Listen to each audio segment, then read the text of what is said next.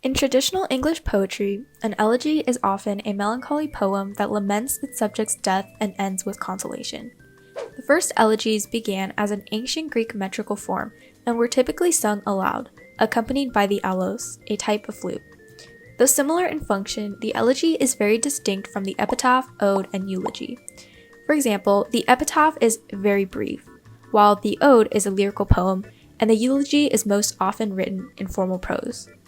The elements of a traditional elegy mirror three important stages of loss. First, there is a lament, where the speaker expresses grief and sorrow. Next is the eulogy, where there is praise and admiration for the idealized death. And finally, the eulogy concludes with consolation and solace. Examples of eulogies include Robert Frost's My Butterfly, Lord Tennyson's In Memoriam, and Walt Whitman's When Lilacs Last in the Dooryard Bloomed. While early elegies were typically written in couplets, the 18th century brought a new style of elegies, which includes stanzas that include three main characteristics. First, it is a quatrain, or a stanza with 4 lines. Second, it contains an A-B-A-B rhyme scheme. And third, each line is written in iambic pentameter. In Walt Whitman's O Captain, My Captain of 1865, Whitman memorializes the tragic death of President Abraham Lincoln using a strong 19th century elegy style. O Captain, my Captain, our fearful trip is done.